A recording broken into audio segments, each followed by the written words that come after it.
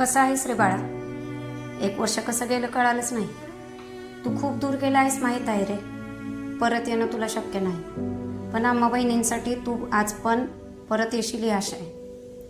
कारण तर तुला माहितीच आहे, नेहमीचंच भांडायचं, घरातून जायचं आणि राग शांत झाला की परत घरी यायचं तुझं चालूच.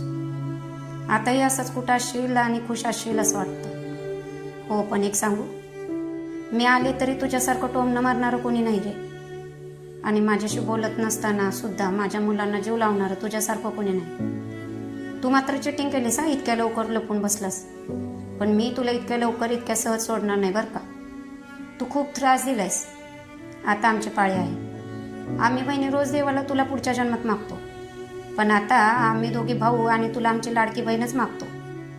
लोकांच्या नजरेत आमचा भाऊ जरी या जगात नसला तरी आमच्यासाठी आहेस आणि राहशील.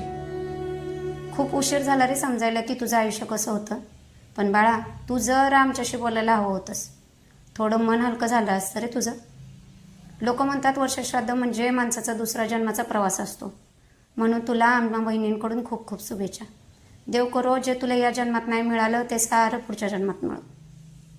बाळा, आम्हाला आजही आठवण येते रे तुझी.